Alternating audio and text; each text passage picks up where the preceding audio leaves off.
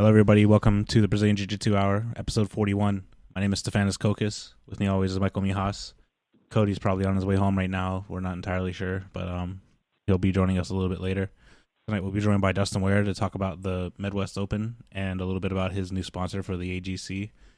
We also want to talk a bit about Slippery Rock, and I can explain what happened with the live stream. I'm sure I'm going to do it anyways. But what's up, Mike? What are you doing? Well, I'm doing this from the phone, and I think I've only done this one time I did this from the phone in Louisiana. This is my second time. But I am coming back from the gym right now at the next level. We rolled for about an hour. We did some technique. On my way back, I haven't rolled since last week because we just moved out of my house, which explains why I'm not on my Skype. I've been living with my in-laws for a little bit till we get another house, which we're in the process of doing, which sucks. House shopping sucks. Moving sucks. I don't know what sucks more. House shopping or moving? I think moving sucks because I'm constantly lifting up stuff, loading it up, and I know that one day I must unload everything. So it's super depressing. I mean, you could just push some of it out of the back of the truck while it's moving. That would do Pretty it too. well. Well, you know what we did? We rented one of those pods. We parked it in the driveway and we loaded everything up, and then that goes to a storage facility which is climate controlled, so nothing happens to the furniture. And then whenever we find a house, we will call it back up, and then we have to do this horrible process.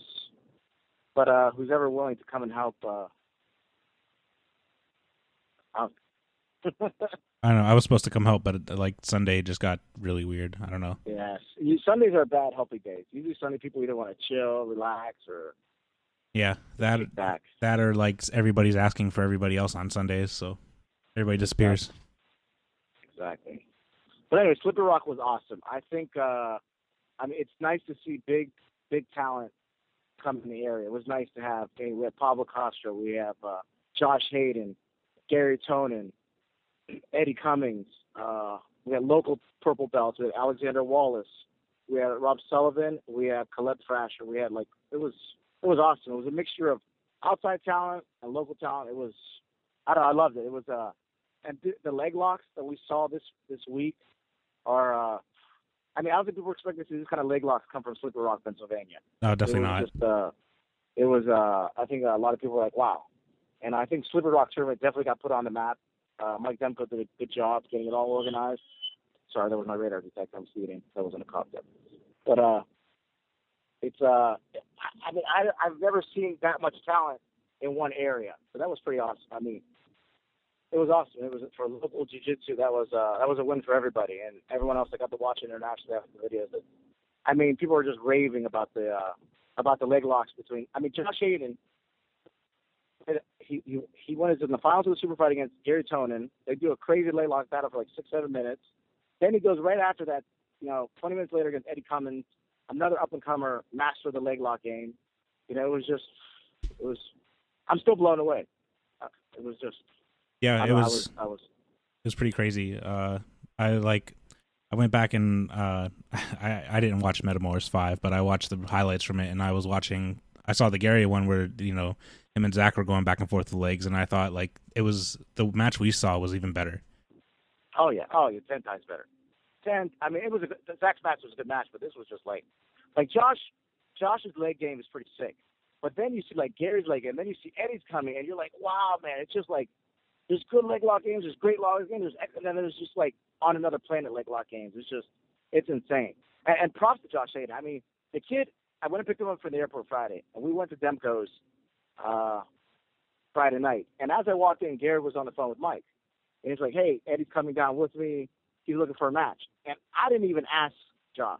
I go, Josh will do it. And I don't even know Josh that well. I pretty much just met him, just picked him up from the airport. And I'm like, this kid here is going to punch me. Because I just put him in the back super fight, but he liked it. He was he's a gamer. He's a pit bull. He was all about it. He loved it. He loved it. He loved it. So that was back to back. He goes to the super fight. His first match was against Jay Wadsworth from I forgot to talk about Jay Wadsworth who did an excellent job. He was in the super fight, brown belt from New York. He went against Jay. Then after that, he went against. Alexander Wallace, and he went against he went against Pablo.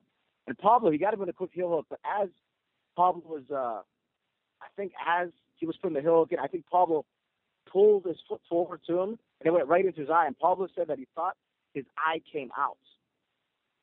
That's pretty scary. You ever think your eye came out before? No, that's Yeah, that's he thought that his eyeball came out. That's pretty freaky. yeah. But Josh had that. He had that. That heel hook was in. It was in, but it's. I guess he was trying to break either pull the foot back. He was doing something, and it went right into his eye. And I saw his eye afterward. It was discolored. It was pretty nasty. Oh my God, there's a huge wreck right in front of me. Oh, you should probably be careful of that. Yeah. There's an ambulance right now. You can't see it. I'm playing the Pablo versus Josh video on the stream right now. Yeah, it's go ahead. No, like, you know, we thought like he really like hurt his knee or something like that, but then we realized he was holding his eye, and it was pretty bad. But hopefully Pablo's feeling better now. He's got that seminar this weekend. Yeah, Pablo's got that guillotine. He's called his dim mock guillotine. Dim mock guillotine and infinite guillotine. I thought it was called dim mock guillotine. Am I wrong? There's two of them. Today he posted. I think he said it was called the infinite guillotine. That no one's seen it yet. Oh. I didn't know that. Oh, I hope someone gets a video of it, or he shows it on the podcast one day, or we can upload a video of it, because that sounds pretty awesome. Maybe, yeah. Unfortunately, we can't make it. Yeah, I wish I would love to go to that seminar. And Pablo's guillotines are like out of this world. They're like Marcelo guillotines. When he's finished so many people with that head and arm guillotine and the regular guillotine. It's that squeeze, man. He's got that vice squeeze, which I've been trying years to do, that vice squeeze, and I can't get it. I've tried. I've gotten tight guillotines in, and still it's something you got to practice. Guillotines is something that takes a lot of drilling and a lot of practice. Yeah, well, you fought Pablo, and the last time you did, the thing you said the most was, he's so fucking strong. Oh, he is. He was ridiculously strong. And he doesn't look that strong. He's like ridiculous jiu-jitsu strong, and that is the scariest strength there is. I don't care about powerlifting. I don't care about benching. I don't care about that stuff, dude. Jiu-jitsu strength, when you have good jiu-jitsu strength, that shit's scary. And you know when someone has good jiu-jitsu, you feel it in their grips and everything, their movements, how they hold. It's freaky. Yeah. So. That's Anyways, a lot of people liked it. I enjoyed Sliver Rock. It was a good time. You know, we started the stream a little late, but we got the videos out. It looks like everyone enjoyed the videos, which is awesome. So, and we got some new equipment to make our sound quality better. Yeah. You got the mixer that we used in California, thanks to James Lawson. Shout out to him. He was my help person in play. Came through in a pinch many times. I have to thank him for it. He has a podcast called The Warriors Podcast. I'm not sure if he's on iTunes yet or not, but that's his show. Not on the West Coast. Maybe we can get him on the show one day to talk about his jiu-jitsu stuff. He said he's been training since like '94. Wow, I thought I've been training a long time. He's got me beat. Yeah, well, I mean, he was in California the whole time, so yeah, it's pretty much one of the. He probably trained with probably with all the Gracies back then. Well, that's pretty much what he was doing in '94. Then it was them, and a couple of Machados were up there, but that was about it back then. So. So my job is starting to hate me for doing this, because for me to get to anywhere that we're streaming, I have to leave early. So they're kind of like getting on me about it. And, you know, Saturday, that combined with the blizzard kind of really delayed us. Yeah, that weather was pretty bad. You know, everybody inside Pittsburgh was driving 5 miles per hour, so we couldn't even get out of the city until like 10 or 11 o'clock. Yeah, it was hard to get out. But hey, we got the matches on video, and now people can view them at whenever they want. Yep. We have them on the BJJ Hour, and so they are good to go. We should talk a little bit about our second YouTube page. Yes, we'll talk about it. Go ahead. So we'll keep our podcasts on this page just to be consistent, but we're going to start moving all of our competition videos to another YouTube page. I think it's just called BJJ Hour. There's no it's just BJJ Hour, right? That's it. Yep. Okay. We're going to be putting all our competition videos there. Hopefully we can do something like develop some revenue from them over there. So subscribe to that page as well, and it'll help us out a lot. So we'll have this for the shows and like some like extra stuff, interviews or whatever, and then we'll have the other page for all of our competitions. Nice. That'll be good. Then we'll keep them both separate. I know we have a couple black belts that want to do a couple of techniques and do a couple like online stuff. We'll probably do it on the Streamcast page too. Yeah, we could do that. I know Bill Jones wants to do some stuff. Reached out to Pablo. He wants to do some stuff. So this year we'll get this. I know we talked about it last year, but this year we are going to get a couple of the local black belts in the area involved, and we'll get some out of town black belts. We'll get people from everywhere. Yeah. Some stuff. We have our website up that Cody's been pretty much maintaining. He's been we had Bill Crawl. He wrote an article. We're putting up a lot more blogs or blog posts. Yeah, Tommy Costa's been making some awesome memes that you've been seeing online.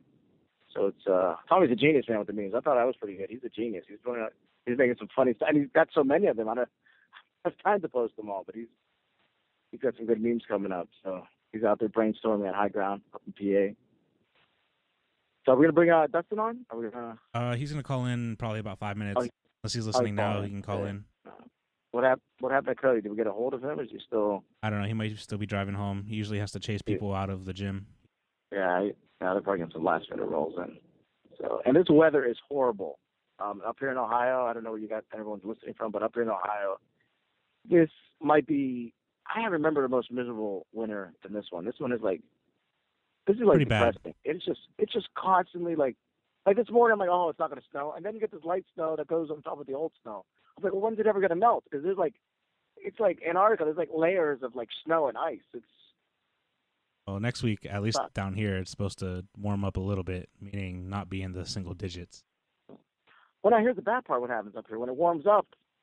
Then everything becomes a flood, and then if it gets real cold, then you get the dry ice. Yeah. And it's that black ice, and it's just you can't see, and you're sliding everywhere, and the potholes this year, it's like they're extra bad this year.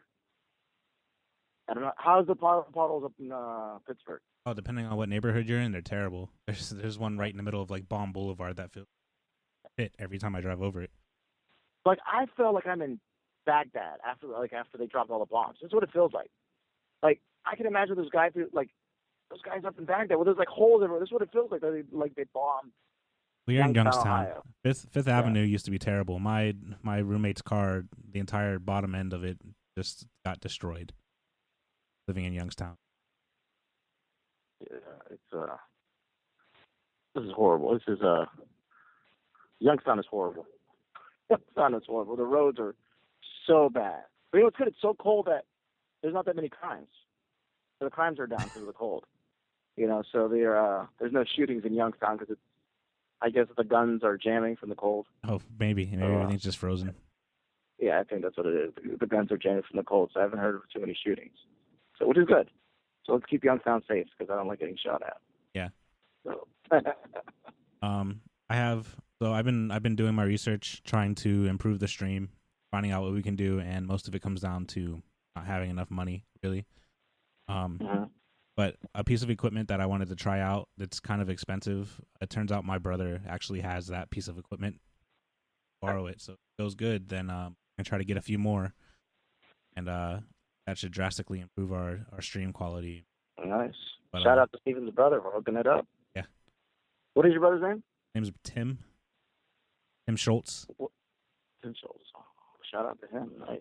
Yeah. Now we got that and the sound stuff. We're gonna be balling this next podcast. Yeah, it's gonna be a lot better. I was like trying to figure out how much a camera that's non-HD costs, and everything. Every converter box is like $300. I'm like, now. Yeah. So we'll see. We'll get there. There's a lot of jiu-jitsu stuff I need to catch up on. I didn't watch Polaris. I didn't watch Metamoris. There's so much good stuff. Well, Metamoris during the Slippery Rock tournament, Metamoris had a closed door. I think it was heavyweights. Yeah. It was like some exclusive heavyweight tournament or whatever. And I guess the winner of that is going to go to the next Metamoris. It was very interesting, and I'm surprised Raylick didn't capitalize on that more. Maybe that's what he was trying to do. He was trying to keep it very speakeasy, so no one knew about it. But it was a lot. But a lot of guys were posting from it that they were competing in it, and I not exactly. Do you know who won it? I don't remember. I don't know.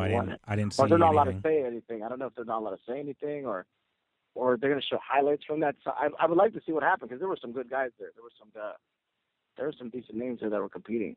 So that could have been a card in itself. I saw some of the names there. So Yeah.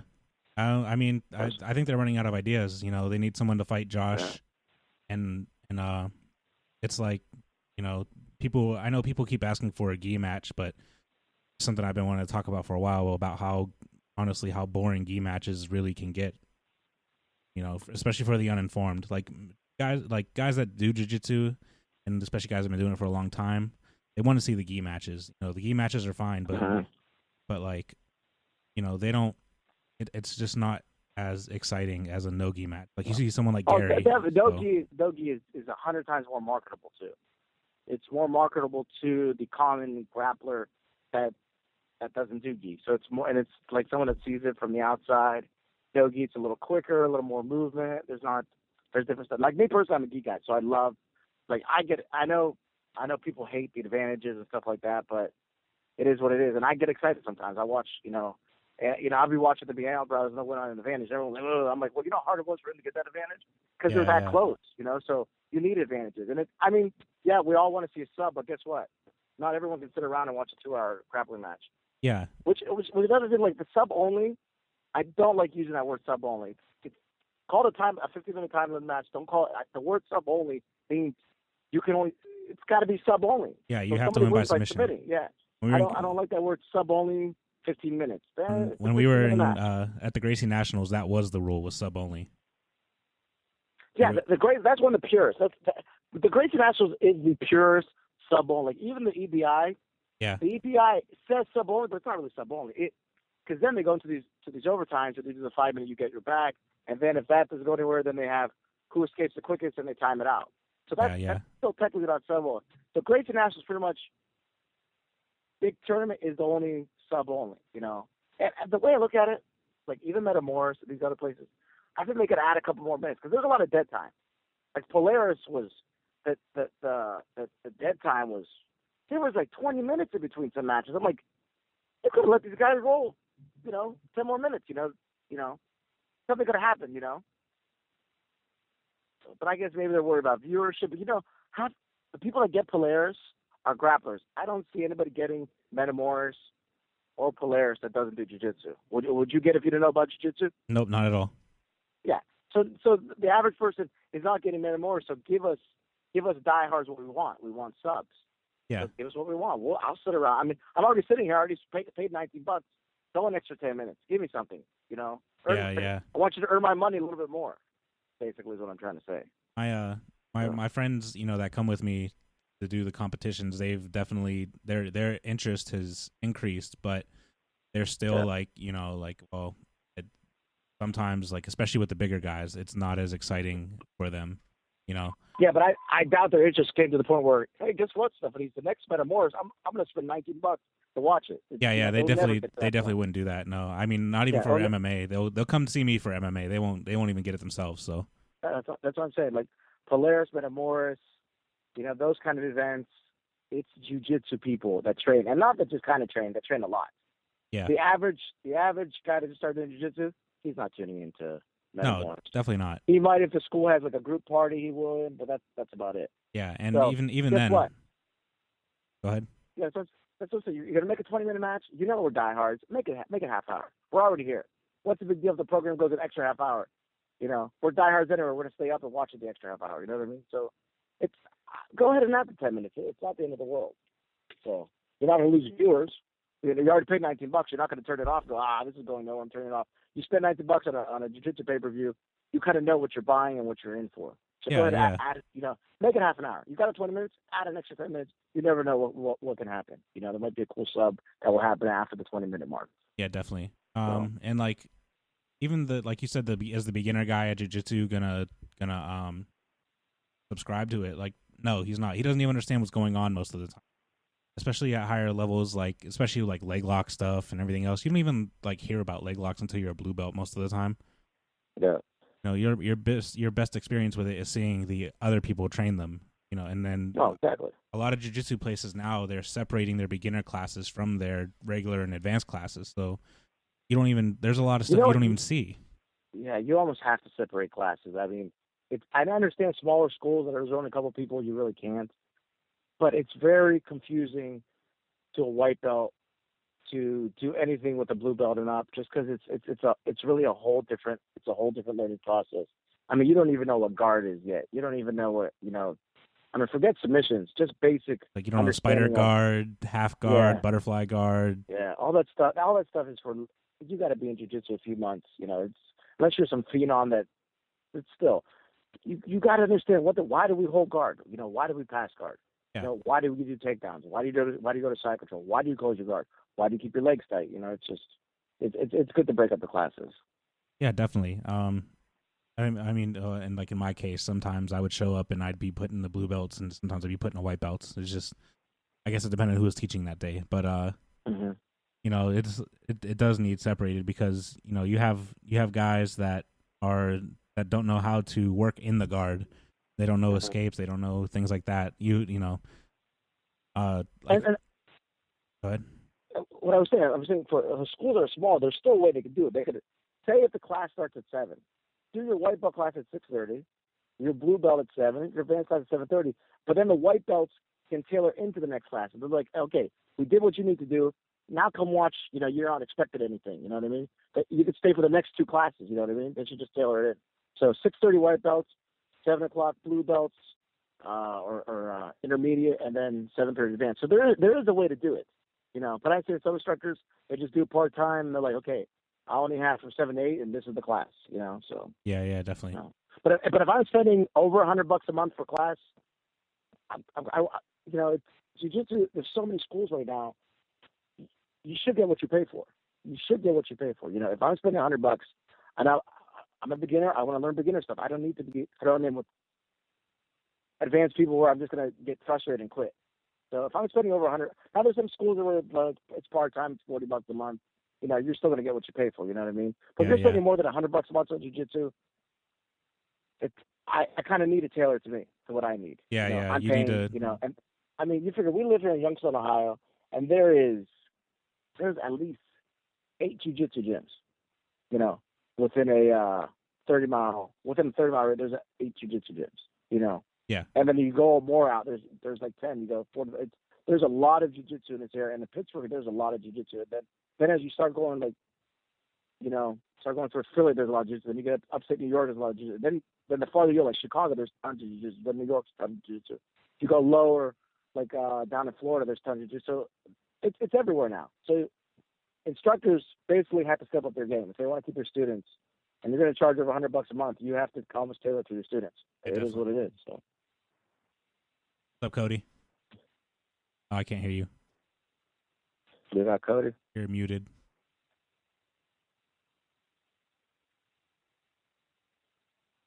Still can't hear nothing. Check your Skype settings.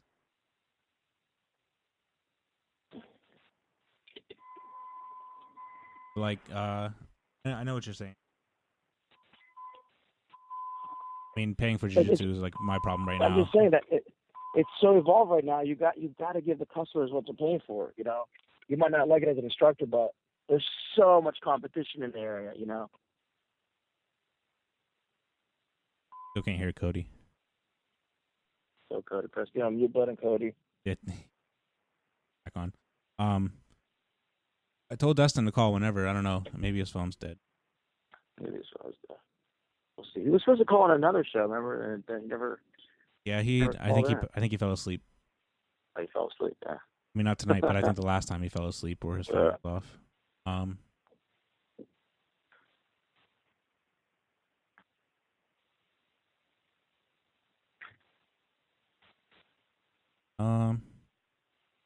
sure we'll be calling him soon. I'm just replaying. Yeah, there were so many good matches Saturday. And in the regular term, there were good matches. I saw a couple of videos from other people. There were some great white belt matches. There were some great blue belt matches. There was a great purple belt matches. The absolute was nice. There was also in the absolute. I forgot to mention in the super fight tournament. Chris Robinson from New York came down and competed, and he went against Pablo in the first round, and he held his own. He did really great. Yeah. Shout out to him. He did really good. So, I mean, that match, I think Pablo has those matches online. You can see them. I don't know if we have video We don't have video of those first ones, right? On one of the cameras we lost them. Oh, which matches are you talking about? Are you talking about the advanced, or are you talking about the super fight bracket? The super fight, the first one with I think it was the first one. Was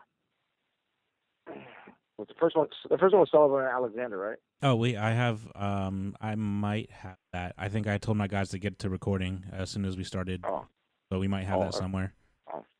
Well, let's get that up as soon as possible. I know a lot of people because that was like one of the top purple belts from Ohio in the region, one of the top purple belts from PA. That was a great match. I kind of set that one up. You know, I also shout out to Mike Demko for letting me play Don King with his event. Yeah.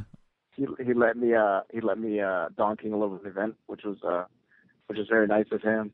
So I love these matches. I just thought that people would find interesting, and it seemed like all the matches were pretty interesting.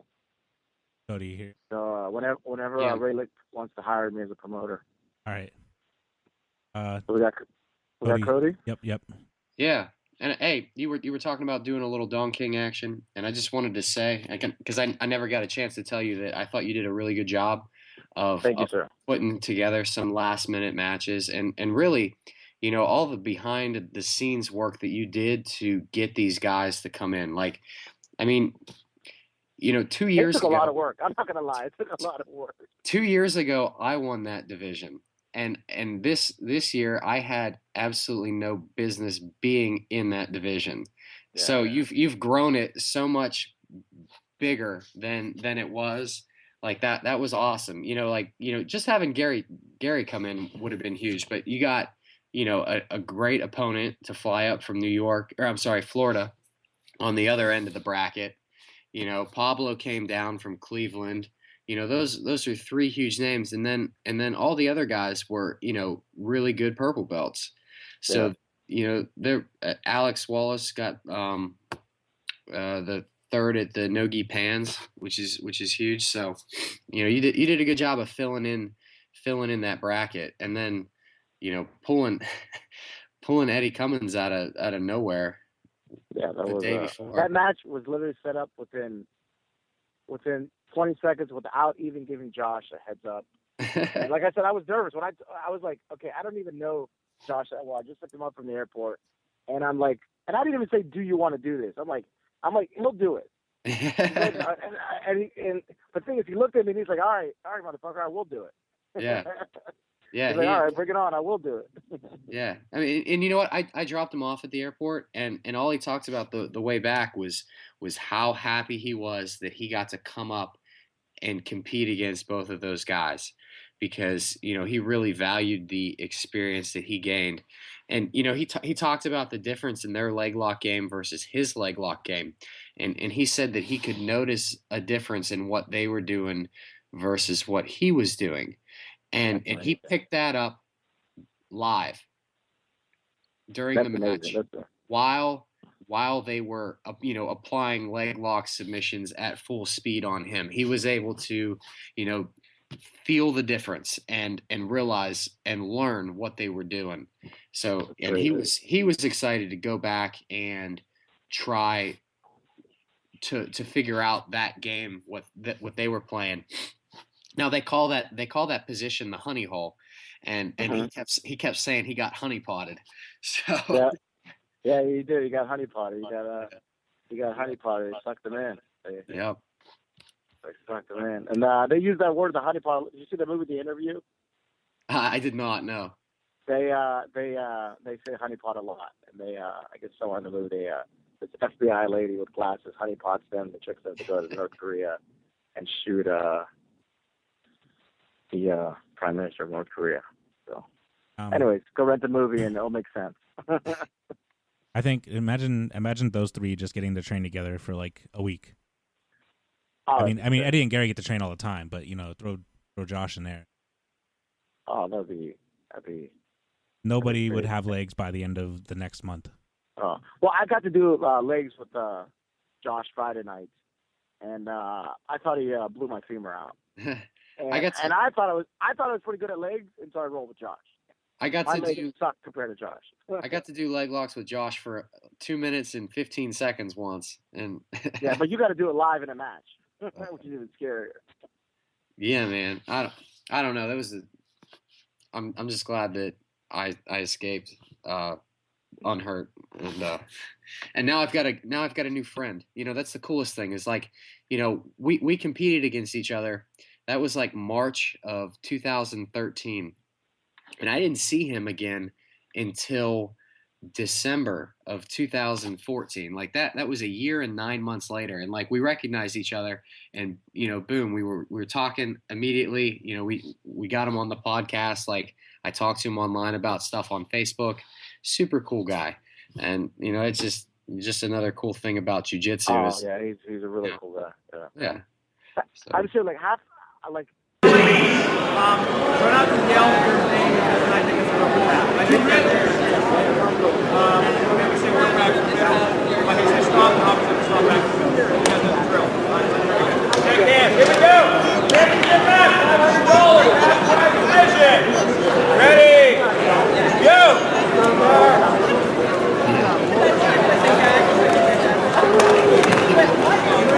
Two red. Got point.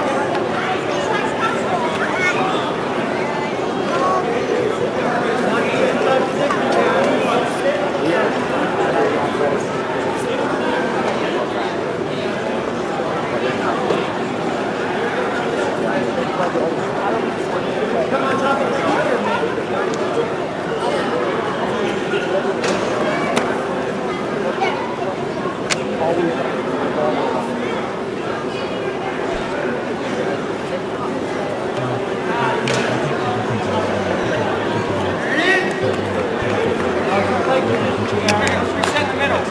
Gary's down. Rush on top. Ready. We're up 2-0 here.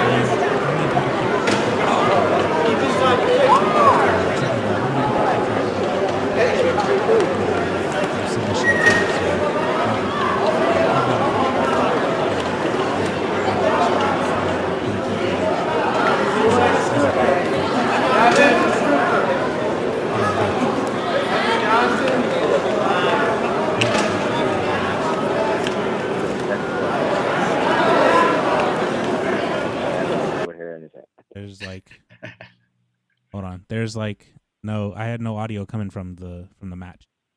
Oh, they're saying that the match, it's popping up on the phone. Like people are listening and they're like can't hear anything. Oh well, there's that. There, I got rid of the matches, but Thanks, Tom Canal. Can you hear us now? Send me a text. yeah, like I have it on. I have it muted actually. So See, I'm on my phone, so it's digging in my ear, and I finally look at it, and it was Tom saying, "I can't hear anything." And someone else texted it, couldn't hear anything. I didn't see what it was. So, Mike, have you tried Eddie's leg lock warm up drill yet? I did tonight. Yes. So did I. I did tonight. It's taken off. And props to that kid from Sure Dog that put it on, that made that clip, because then Eddie saw it, and then he's like, "Oh, I guess people like it," and then he got it out there. Now that his video got shared like 100 times. So Eddie, after it blew up today, a lot of the big jiu-jitsu sites shared it. So that's awesome.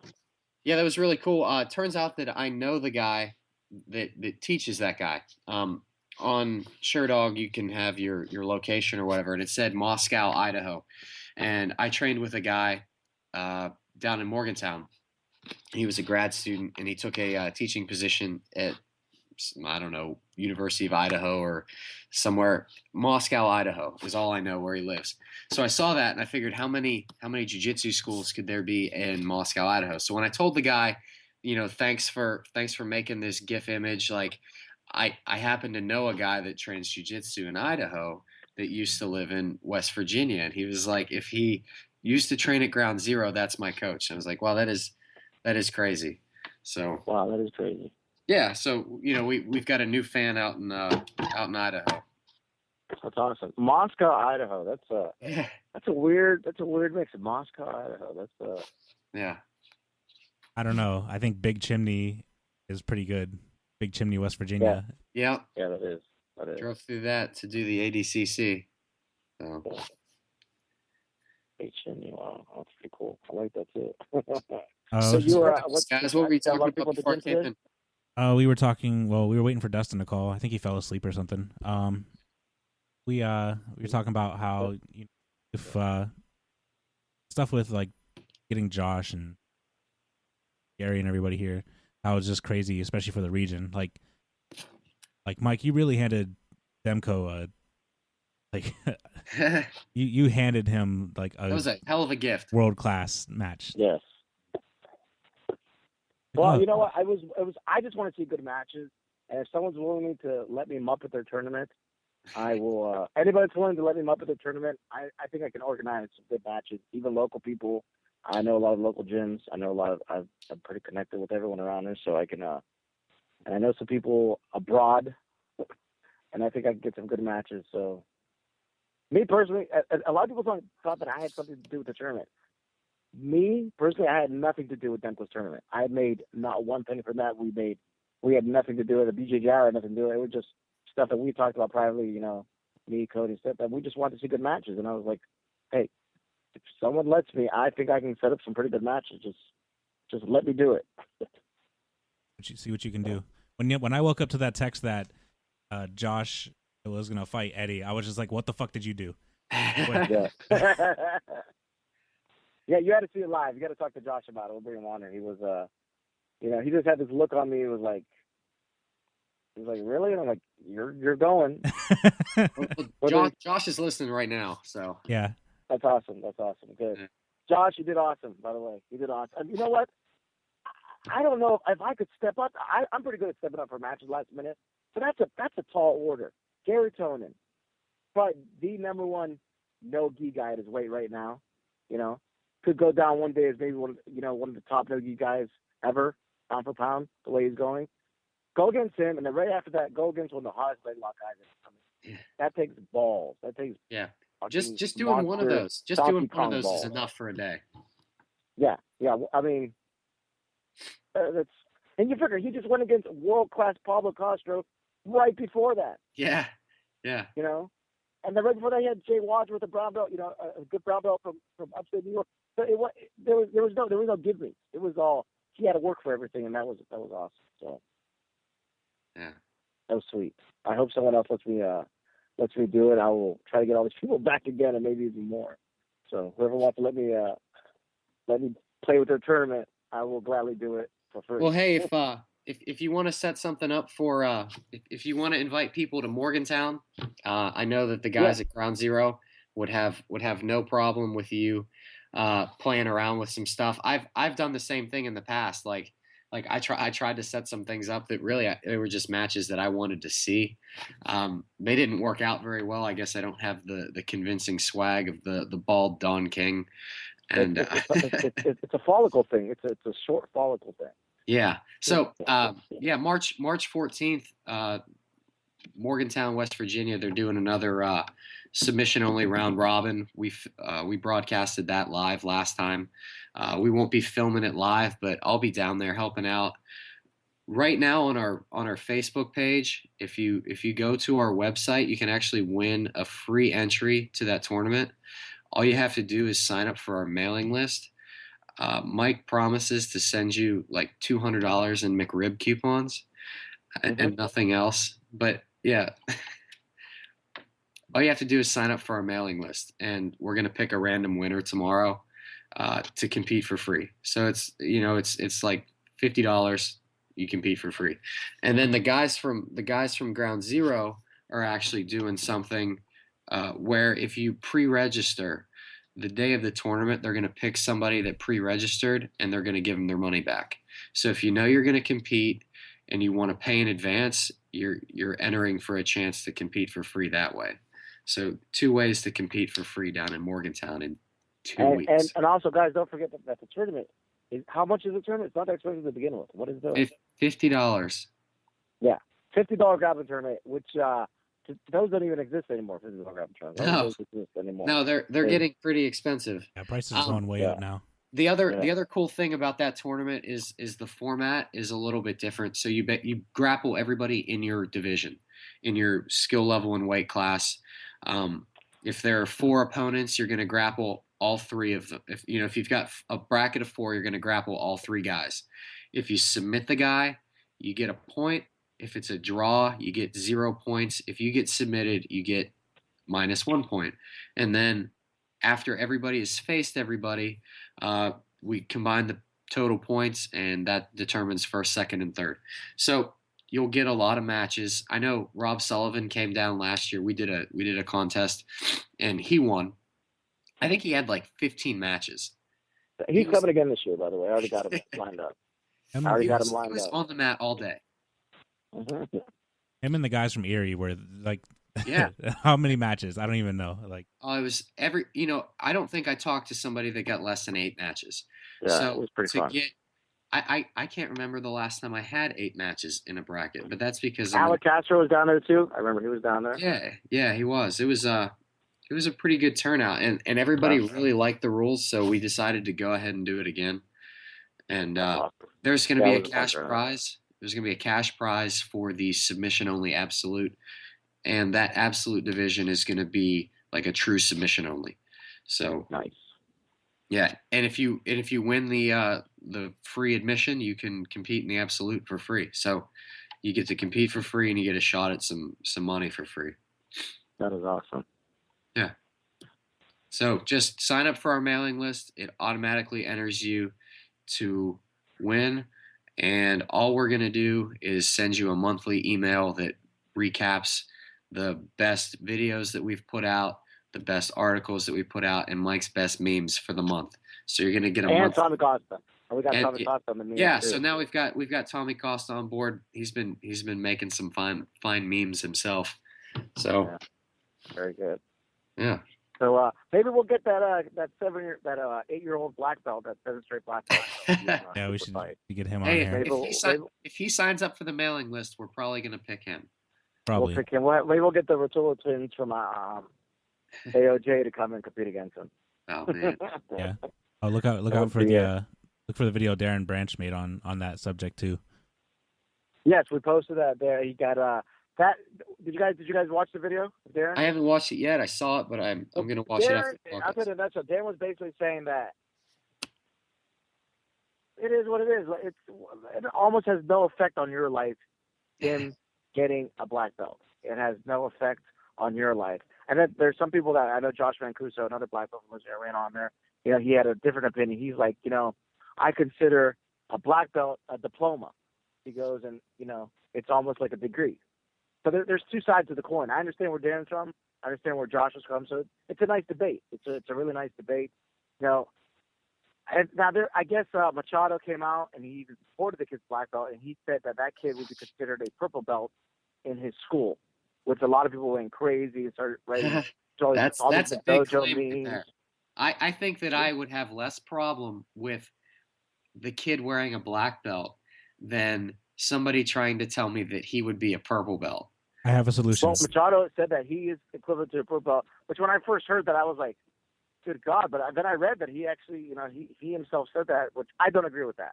I'm a big Machado fan, but I don't agree with that. I have a solution right now, Mike. Gotta make this happen. All right, here's the solution. Call Mike Demko. Let's get set up. Oh. Call Demko and say, we got a match. We got a match. I don't think this kid wants anything to do with any of Demko's kids. None of Demko's kids. That black belt would want nothing to do with any of them. Like, we can make this happen. Live stream from the BJJ Hour. Yeah, that'd be nice. I don't think this kid will. It's not. I'll tell you one thing. I do kind of feel bad for that kid because he's all over Facebook, and he didn't. It's not his fault. Instructor gave him the belt. It's not his fault. And really, what does a 7-year-old doesn't know any better? Like, definitely not. He has no idea. He doesn't even. He's not even old enough to know that it's not legit. Like, he doesn't know any better. He's too young to know any better. Yeah. And just like Darren said in his video, we're so passionate about our sport that we get offended when anybody does something out of the norm. Darren says that. So I understand where Darren's coming from too. But I understand where other people are coming from. We're like, this is a diploma. This is something that's very hard to earn. How dare you tarnish, the belt, But now some people overdid. Like, some people basically said this kid was the Antichrist. I mean, come on. That's a little bit far. I mean, are you serious? And the people are like, I would beat the shit out of that kid. I'm like, are you serious? You're talking about beating up. These are like grown 45-year-old men that probably rolled one day in their life. I understand jiu-jitsu might be your religion, but I think probably some of the biggest objection is from the money standpoint. Like, I think that, and I haven't really paid too much attention to it because I think I'm with Darren that, this kid having a black belt has absolutely no effect on my daily life. It doesn't. Obviously, I disagree with the guy giving it to him, but I Mhm. think that he's probably making some money on this junior black belt like belt testing stuff, and I think that that's probably where most people's objections lie is in his business practices behind Yeah. awarding these belts.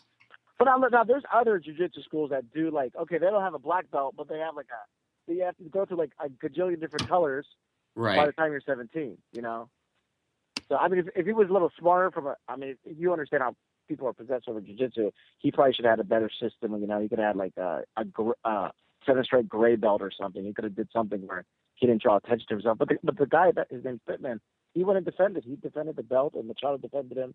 So, of course, he's going to defend him as an affiliate. But I don't agree with Well, Machado and, saying and that if that if kid is a if purple belt Pittman is anywhere giving else. Machado money, then money talks. So Oh, yeah. if saying Pittman shouldn't have given him the belt affects the money that Machado is getting, then that's going to influence whether or not he defends him.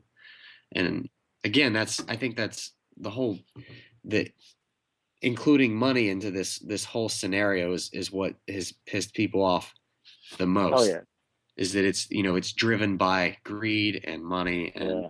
shady business practices. But then jiu-jitsu is a business. As much as Yeah. we don't make money off it, obviously we make no money off it. We spend money on it. But it's just, I could see like instructors being like, no, but, does a guy in Texas affect your business out in California, up in Alaska? Does it really? Not really. It's Yeah, more I of mean a, it's important more to of make a money thing. because Yeah. you obviously need to pay the bills to keep the lights on, to keep Yes. your facility open so people can learn jiu-jitsu. But, you know, we want to do it with some integrity and Definitely. don't Yeah. compromise. I you know, just, set of I principles. don't think a seven stripe black belt at that age is integrity. I think it's just fishing for money. It is. It's just fishing for money. Now, Yeah. I tell you what, once this kid has any competition videos out, we're going to see them online pretty soon. Yeah. Or if he does compete, it'll be online. And if he loses, he's going to be all over online. Now, if he wins, you won't hear that much. But if he loses, they'll be like, remember that kid with the 7 straight black belt? Here he is at Naga, and here he is losing. So hopefully, for his sake, I hope he wins because he won't get treated that bad online. They'll be like, see, he does deserve his 7 straight, It's him and not the Laurent are the only people with God, that imagine many if that stripes kid on his belt. imagine if he quits jujitsu in like the next year, right? So that'll put him Oh, at like no. 8 years Oh, old, right? So hear me out on this. So say he quits, it's just something that he's done. I don't know how long he's done it because I haven't paid any attention, but let's just say he quits jujitsu. He goes and lives like a normal life for like the next like 8 years, and he becomes like 16 years old. And then like one day he's just like surfing the internet, and he finds himself and all this like outrage about like him at the age of oh, 7. Like oh. that would be pretty weird. It's gonna have. This is gonna have some effect on him. Like I'm sure Yeah. his parents. I'm sure his parents might not even know any better about the belt systems. This is like, oh, we just signed our kid up for this. We take Yeah. him to practice. I'm sure his parents are pretty pissed hearing there's something called the Antichrist over a piece of cloth around his waist. I mean, it's kind of ridiculous. The kid's not the Antichrist. It's more of a Machado Pittman his instructor thing. That's what people should be. If you're going to be mad at someone, do not take it out on the kid. It is not the kid's fault. So. Yeah, it's I don't know. What if he goes to play football or something like that? It's Yeah. like, I mean, it would be pretty funny if he threw a flying armbar during a game. All-star wide receiver and 7 straight black. Yeah, He'll be announcing on ESPN. I think. Is Dustin calling in, or what happened to Dustin? I don't know. Well, since he's not calling in, I'll relay the message for him. This weekend, I have all the information here, so I can just recite it for us. So this weekend in Columbus, he's having the. It's not this weekend; it's next weekend, right? That's right. I'm sorry. I'm getting ahead of myself. So on March 7th, so 8 days from now, the Midwest Open is going to be at Pickerington High School. It's in conjunction with the Arnold Classic, of course.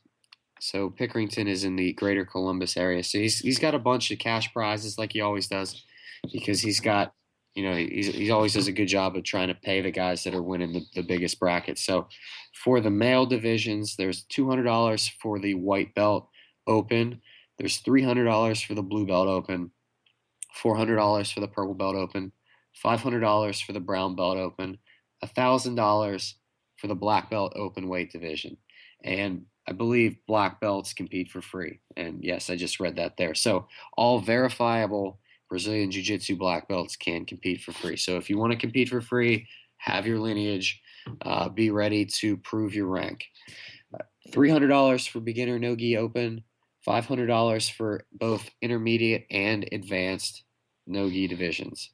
So on to the females, there's $200 for white belt, $300 for blue belt, $300 for purple belt, $200 for beginner no-gi, and then $300 each for intermediate no-gi and advanced. You can make some money. There's $3,700 in cash prizes on the line. There you go. And then there's even money for the youth division. So that 7-stripe black belt could show up and clean house.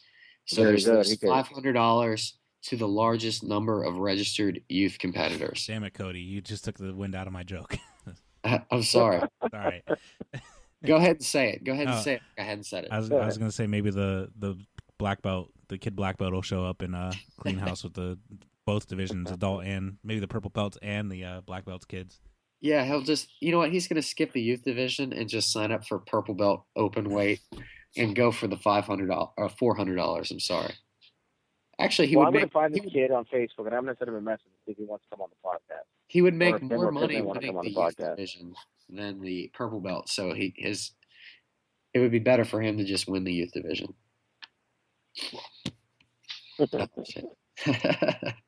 All right. Well, I think that's all we got for the night. Yeah, I gotta go. I've been sitting in my car, so I gotta. And before I freeze to death. It's been another week you've spent with us, bullshitting about nothing but jiu-jitsu and how cold it is in the Northeast, which needs to stop. It's gonna get warmer next week, out of the single digits, but now we'll finally see the paw holes we've been running over. Yep. So for now, I'm gonna sign off for the week, and like us on Facebook, subscribe to our new YouTube channel, which is BJJ Hour, and stay subscribed to this one. You can find us all on. You can find us on Instagram, the Brazilian Jiu-Jitsu Hour. You can find me on Twitter. I don't know how much Cody and Mike post on Twitter. I haven't posted in a while. Never. They don't post anything. We're on Instagram too. I'm on there. You can hear me complain about life on there. I'm Grappling Greek on Instagram and Twitter. And go to our website, thebjjhour.com. We're going to be putting up a lot more blog posts and a lot more articles and features up there.